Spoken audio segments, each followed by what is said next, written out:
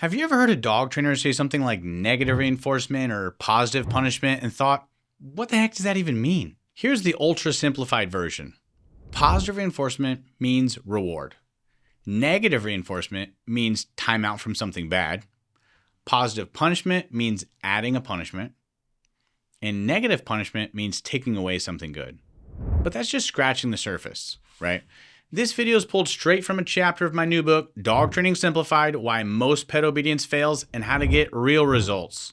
Operant conditioning is just a fancy term for something that you probably actually already understand. You reward a behavior you want, and you probably get more of it. If you punish a behavior you don't want, well, you'll probably see less of it. That's operant conditioning. It's all about consequences. It's sometimes summed up as the carrot or the stick. Back in the day, right? If a horse didn't want to pull a cart, they really had two choices. Offer a carrot to encourage the horse to walk faster, or use a whip to discourage it from walking slowly. Basically, reward or punishment.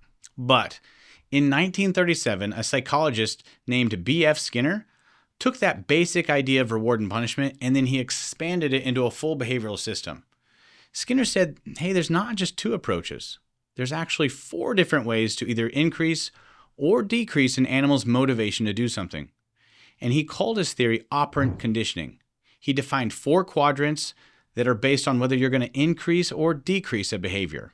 So let's break down the classic 4-quadrant chart used by most dog trainers or dog training books. You have positive reinforcement where you're adding something good to encourage a behavior. An example is if the dog sits, they get a treat, and then the behavior goes up because of that reward. With negative reinforcement, you remove something bad to encourage behavior.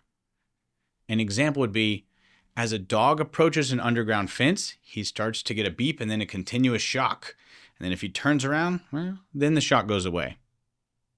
The behavior of moving away actually goes up because relief is rewarding. Both of those are called reinforcement because they're increasing a behavior. On the other side, you have positive punishment, which is adding something bad to discourage behavior. An example is the dog jumps and he gets squirted in the face with a water bottle.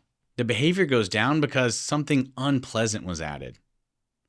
With negative punishment, you remove something good to discourage behavior. A common example is the dog jumps, and so people turn around and ignore him. And they want the behavior to decrease because something good, which was love, is now removed. These are called punishments because they decrease a behavior. So that's where the 4 quadrants come from. But how does it apply to real dog training? It all started in a lab with something called a Skinner box. At the very base level, the Skinner box had a lever, it had a food dispenser, and an electric shock floor. There's a lot of other versions of it, but that's the base model. And Skinner, he didn't use dogs. He used rats, pigeons, and electric shock generators, right? He designed experiments to prove how his 4 quadrants worked in a controlled environment. So here's what each one of those tests look like, and we're going to break it down. So test 1 is positive reinforcement. Skinner takes the rat and he puts him in the Skinner box. And there's not much to do in there. It's a tiny box. So the rat just kind of wanders around. And after a while, he sees the lever and he kind of like messes with it. And if he hits it, then a food pellet comes out. And the rat goes, huh, that's cool. So he hits it again and another food pellet comes out. And he was like, all right. So he hits it and food, hits it, food, hits it, food. So he has a takeaway. If I hit the lever, I get food. In positive reinforcement, the behavior increases. So test 2 is positive punishment.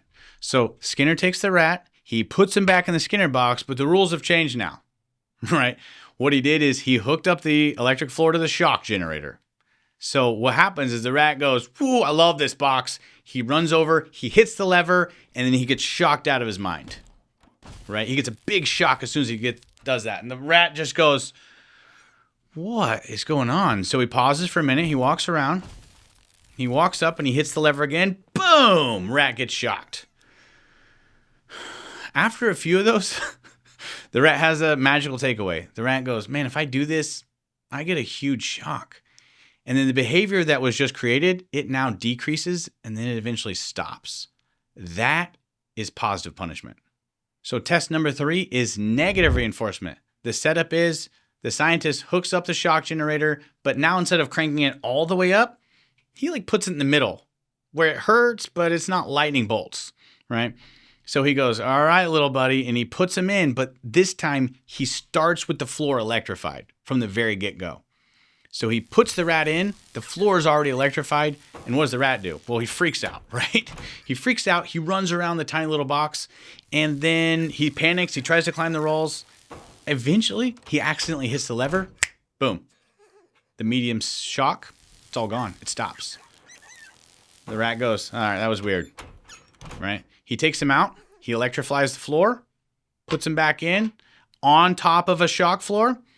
After a while, the rat hits it a second time.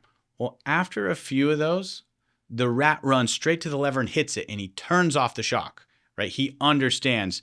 His takeaway is, if I do this action, the pain stops. And that's how negative reinforcement increases a behavior. So test 4 is negative punishment.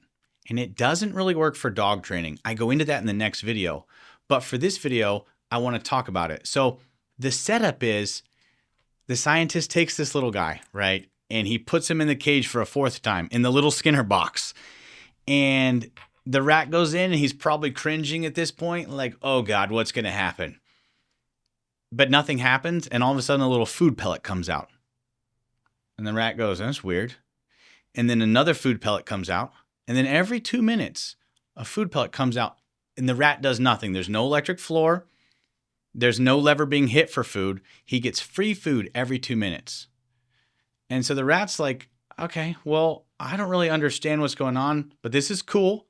And he gets curious. And so he goes, well, sometimes when I hit the lever, it's 50-50, bad things or good things.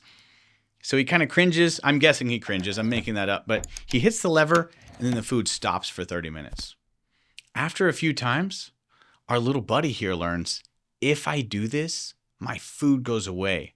So the behavior of lever hitting decreases now, not because something bad happens, but because he stops getting something good, or he gets a timeout from something good. But I'm a dog trainer, and dogs aren't rats. And the local park, it's not exactly a laboratory. So in this next video, we're going to deep dive into when the 4-quadrant model breaks down when it comes to real-world dog training and what to use instead.